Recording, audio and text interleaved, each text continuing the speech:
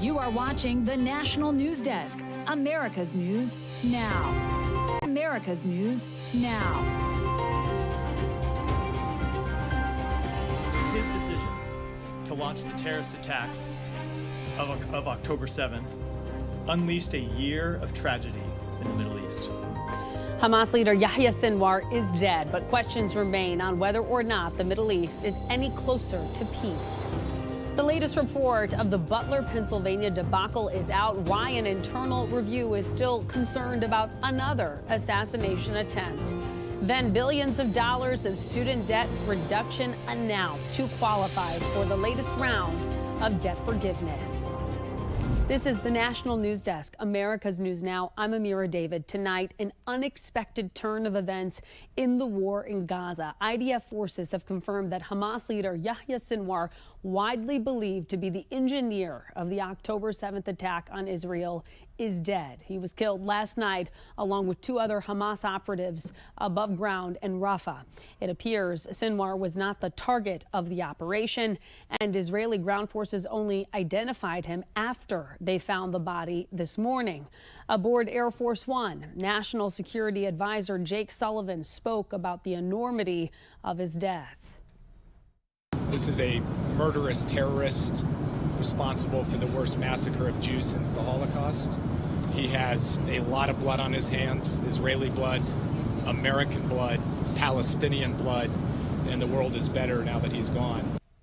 Designated a terrorist by the State Department in 2015, Yahya Sinwar has been seen by U.S. officials as one of the main impediments to a ceasefire deal. But tonight, it's unclear what his death really means for the end of the war or who will succeed him as Hamas's new leader. Vice President Kamala Harris said today she sees this as a chance for peace.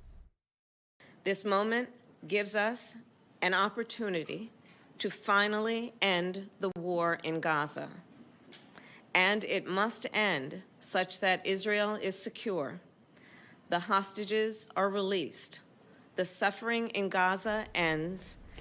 Meanwhile, a ceasefire can't come soon enough for Palestinians in Gaza who say there's no safe place left under the bombardment of Israeli airstrikes, with food and water shortages, in many cases blocked by Israeli forces, creating a secondary crisis on the ground. According to findings from the Integrated Food Security Phase Classification, or IPC, as many as 86% of the more than 2 million people living in Gaza are experiencing crisis levels of hunger. With local food system destroyed and farms damaged, people are completely dependent on supplies coming through the border. For real progress, this flow of aid must be steady and reliable. Most recent figures from the UN show only 5,800 tons of food entered the war-torn enclave, which is drastically short of the 76,000 tons brought in the month of September. More than 500 trucks have yet to enter Gaza. This as President Biden arrives to Germany. He is meeting tomorrow with leaders from Germany, France, and the UK in Berlin to discuss the ongoing war in Ukraine, though now the focus is expected to shift to the next steps in the Middle East. And new details tonight about the security failures of the Secret Service that allowed for the attempted assassination of former President Donald Trump on July 13th. An independent review panel assembled by the Department of Homeland Security spent 2 months investigating how it happened. National correspondent Atrel Nashar reports on what they found. I got you, sir. The Secret Service is failing to live up to its zero-fail mission. That's according to a scathing new report by an independent bipartisan review panel on the first attempted assassination of former President Trump in Butler, Pennsylvania. If the Secret Service doesn't make serious changes, the panel says, another Butler can and will happen again. We need to move with swiftness and urgency because this is a security imperative. That was Department of Homeland Security Secretary Alejandro Mayorkas 2 days after the shooting. And the same is true today, the panel says. Among their many recommendations, a new leadership team with experience outside the Secret Service, a new method for determining resources for protectees not based on titles like former president, and a training overhaul on things like effectively getting a protectee out of a dangerous situation. Retired Secret Service Special Agent in Charge Frank Loveridge. When you're in a crisis situation, your motor skills are deprived. and you have to be able to react the way that you would do it, the way that you do it in training. The panel says deeper issues at the Secret Service actually enabled the assassination attempt, like personnel operating under an informal mantra of effectively do more with less and having a lack of critical thinking. I know that for my time in the Secret Service, there was always issues involved. Or could we do a better job with doing what we have and having the proper assets? And a lot of times, if you did voice your opinion, it would be listened to, but it could also be detrimental to you as well. I think that honestly, the Secret Service at that executive level needs to be more critical in their thinking. They need to look outside the box. Here on Capitol Hill, there are additional investigations into this incident, and there's also ongoing debate about whether additional funding is what the Secret Service needs to do its job effectively. The panel says that would help, but if that's all that's done, the critical lessons of July 13th will have been lost. On Capitol Hill, I'm Atra El-Nashar for the National News Desk, America's News Now. Asher, thank you. Right now, red flag warnings issued across the United States by the National Weather Service from Missouri to California tonight. A warning going into effect for most of the San Francisco Bay Area beginning at 11 p.m. The warning, which stays in place until 5 p.m. on Saturday, due to weather conditions that are a perfect storm for devastating wildfires, heavy, dry winds, and low humidity. And to prevent potential wildfires, approximately 8,000 Pacific Gas and Electric Company customers in the Bay Area may have to go without power. The utility has announced the duration and extent of the shutoffs will depend on how weather conditions progress. And red flag warnings, those have been issued, as I mentioned, across the United States, virtually in the entire state of Minnesota and Iowa, along with certain counties in Colorado, Nebraska, Kansas, North Dakota, South Dakota, and Missouri. Several states, meantime, are also under burn bans, including Texas, Louisiana, and Arkansas, where 75% of counties are being asked to avoid outdoor burning of any kind, including campfires and open flame grilling, among other activities. We had some 25, maybe 30 miles an hour gust across the state. If that comes through at the right time, with the relative humidities being low and the fuels already being dry, that's really a recipe for catastrophic wildfire. In North Carolina, scores of people hard at work trying to pick up the pieces of a devastating storm that ripped through the state 3 weeks ago. It hasn't been easy, but offering a glimmer of hope is the fact that progress is being seen and felt. The National News Desk's Justin Berger is in Bakersville, North Carolina, with the latest observations from local first responders, volunteers, and the state's governor. Looking down Crimson Laurel Way, signs of improvement are everywhere. Power and water are restored. The governor saw it firsthand. Amidst the destruction, towns are moving in the right direction. We are basically getting back with our infrastructure. So I'm bringing you a good report. 444 roads still closed across the region, down from 1,200 according to Governor Roy Cooper. It's what he sees as the greatest long-term challenge. Making sure that we are turning on every spigot of state and federal resources that we possibly can. Consciously rebuilding for the future. We have to be mindful of where this water can go when we look at how we invest in rebuilding. Especially true in Yancey County's Pensacola community. Well, when I walked out and looked at my road, I told my wife, I said, we'll never have a road to our house again. Bradley Boone is Pensacola's assistant fire chief. It looked like an atomic bomb had went off. I just couldn't, in my mind, I couldn't conceive how they could ever fix it, But he drove his Jeep to the station Wednesday. Honestly, there's been a lot of improvements. It's moved faster than I thought. There's still a lot of work to do, but we're getting there one day at a time. FEMA Administrator Deanne Criswell is taking it one day at a time, too. Her team has over 375 disaster survival assistants in communities to help people get in the system so they can sign up for the assistance they are eligible for. Cooper says they have 4,800 people in temporary housing already, and other options are being discussed. How would we bring a trailer up here right now? And so that's why we've got to have all kinds of different options as we look at this continuum of the housing needs that many are going to have for a long time. It's a long road to recovery. but the mountain spirit remains unshakable. If you ever lose faith in humanity, all you have to do is spend a half a day in western North Carolina after this disaster. You'll get it back. And multiple people are believed to be dead in a house fire in Carrollton, Kentucky. Officials were not able to enter the property this afternoon because the area was too hot after the fire completely engulfed the home. As many as 6 people lived in that home. Firefighters luckily were able to rescue one girl from the fire. When officers arrived at the rear door, the 3-year-old was near the rear door of the residence, collapsed on the floor. The officer was able to get in just enough in order to get the 3-year-old. In Washington, the search continues for the 2 crew members aboard the Navy aircraft that crashed right near Mount Rainier. The EA-18G Growler was found yesterday afternoon after it crashed on Tuesday during a routine training flight. It's unclear if the pilots managed to eject before that crash. The Navy is searching a remote area on the mountain that is not accessible by vehicle.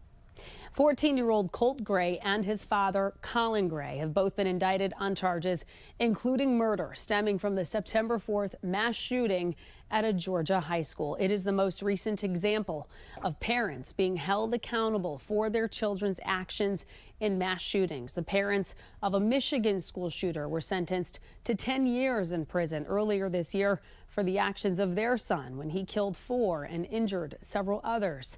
The father and son are both set to be arraigned on November 21st. Tonight, a makeshift memorial is growing in Argentina following the shocking death of singer Liam Payne. Fans have flocked to the hotel, leaving flowers, letters, and pictures, and also candles in a tribute to the pop star. Police say he died after falling from a hotel balcony in Buenos Aires yesterday, soon after hotel staff called police to report Payne appearing disorderly and possibly under the influence of drugs. Payne rose to fame as a member of the successful British boy band One Direction, but also found success as a solo artist. The leader of the House in the UK paid a tribute to the late star. One Direction was loved by millions across the world, and this was a tragic end for someone so young. Payne was 31 years old and leaves behind a 7-year-old son. Coming up, a close race is bringing about non-traditional campaign strategies. A closer look at how both presidential candidates are campaigning outside the box. Then popular drugs for weight loss and diabetes might be able to treat a seemingly unrelated disorder. We'll share the dramatic results of a new study. And later, how residents of one city are reacting to the closure of hundreds of Walgreens stores across the country. We'll be right back.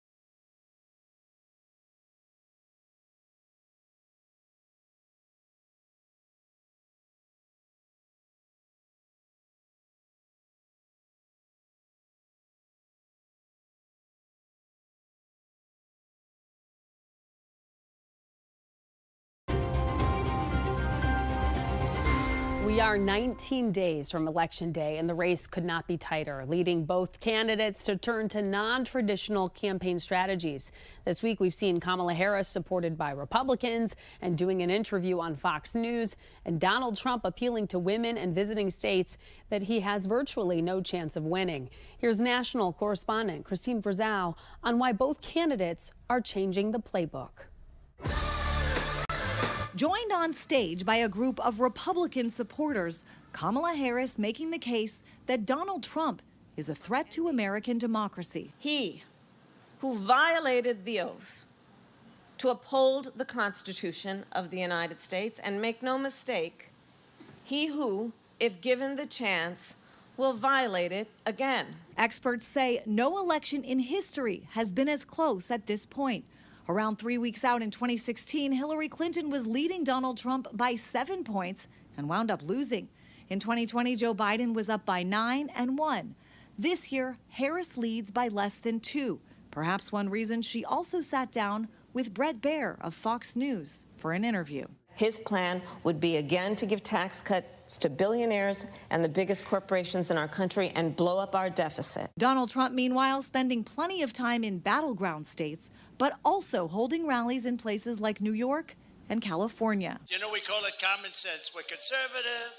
Who the hell knows? We might even be a little bit liberal. Trying to peel away traditional opposing party voters is key to part of Donald Trump's strategy as well. That includes the votes of key demographics to the Democrat Party's electoral success, including Black voters, Hispanic voters, union workers, young people.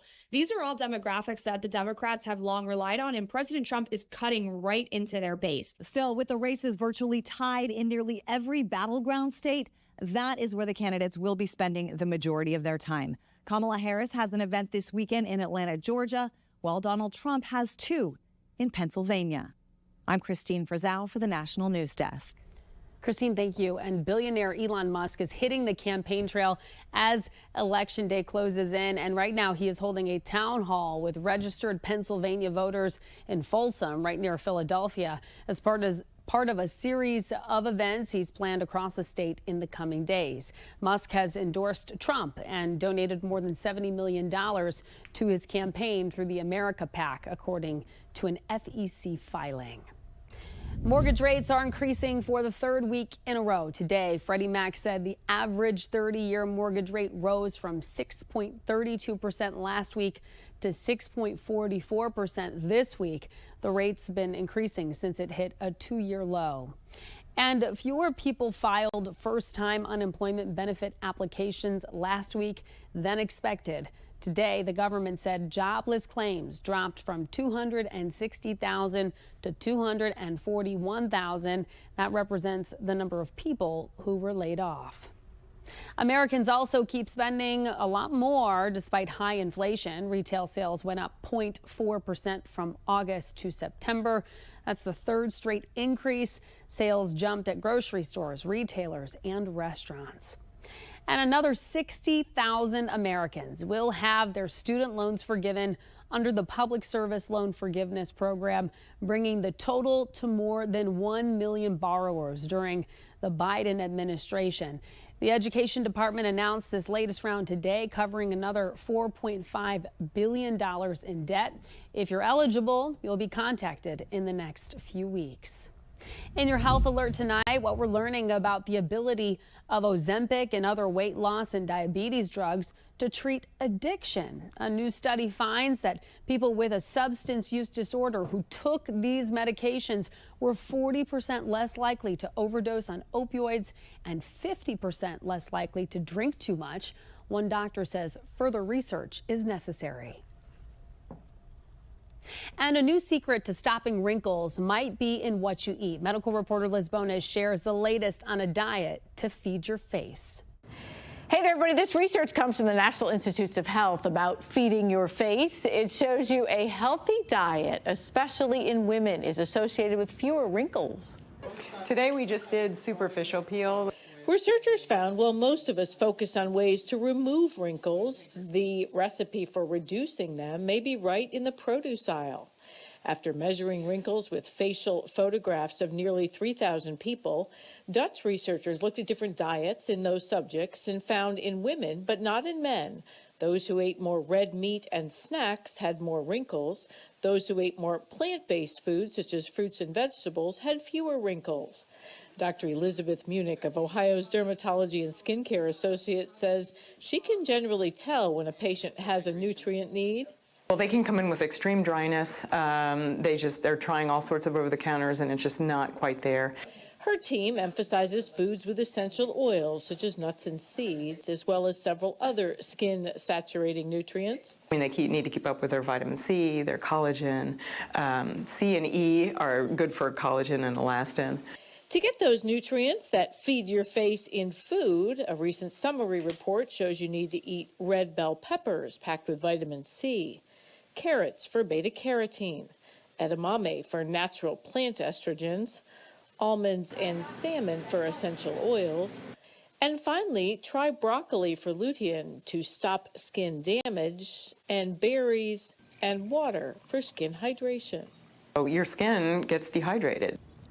Now, aside from diet, the two things Dr. Munich says may influence your face or your skin the most: sun damage and smoking. With your health news, I'm Liz Bonus reporting. All right, Liz, thank you. And coming up, the new advanced facial matching technology coming to airports that will make it a whole lot faster for you to board a plane. We'll be right back.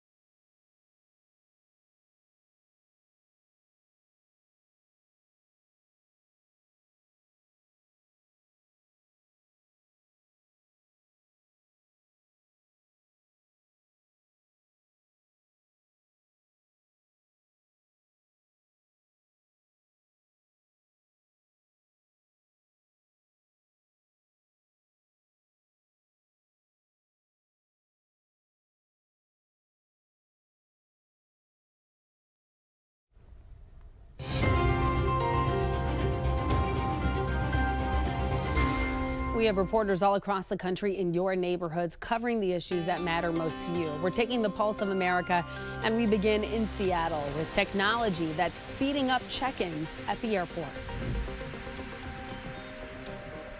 Good morning to you, ma'am. This is the new face of TSA security screening at SeaTac. Have a great day. All right, thank you. These cameras are rolling out at TSA checkpoints. This is what kind of lets me know what's going on. The camera captures the passenger and then matches the photo to the image on their ID card. It's also linked to the traveler database, so there's now no need to scan a boarding pass. It means fewer steps for the traveler and the TSA officer at the stand. What I've seen is that anytime a traveler has to do less, produce less items when they come to the security checkpoint, the faster it is. Lori Dankers with the TSA says this technology is already being used in many other airports. I've been doing this for a while. I'd be looking again for another pharmacy. Walgreens customers react to the news that they may have to send their prescriptions somewhere else. The chain is preparing to shrink its business, saying it's faced with rising operation costs, strong competition from big box stores, and even retail theft. Walmart, Target, and Amazon have put chains like Walgreens and CVS under increasing levels of competition, but Ebony Hollis says they don't compare in quality of service. It's not like the other pharmacies. It's nothing like it. Better care? Yes, better care they give. Absolutely. She stops by often to pick up medication for her family and says they go out of their way to make sure she understands the side effects and dosage requirements. It's been 1 week since an EF3 tornado blew through the Avenir community in Palm Beach Gardens.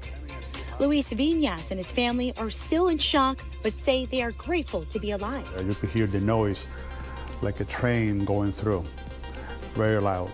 His outdoor security camera shows fierce winds blowing patio furniture around like toys, ripping the screen enclosure.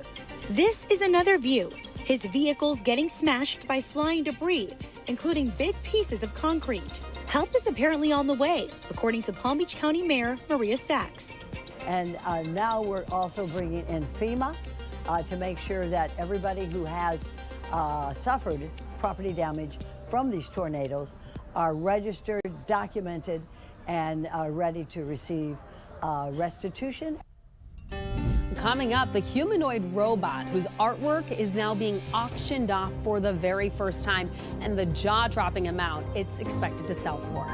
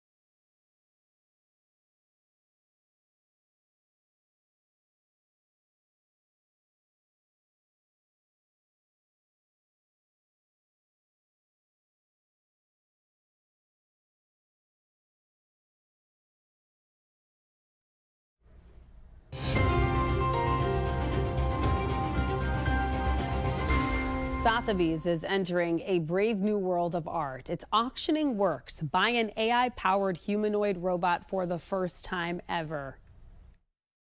I'm really pleased to have my artwork included in the auction and be the first humanoid robot artist to sell their work at auction. Pretty creepy. That is the creator of the artwork, Ada, and she's one of the most advanced humanoid robots in the world. One of her pieces, a portrait painting of Alan Turing, the father of modern computer science, is estimated to sell for at least $130,000 at auction. And in case you're wondering, the keeper of the large payout would go not to Ada, but to her creator, robotic director Aidan Meller. All of it sparking questions over where the power of AI will take us. A little frightening. That does it for this edition of the National News Desk. I'm Amira David. Thank you so much for watching.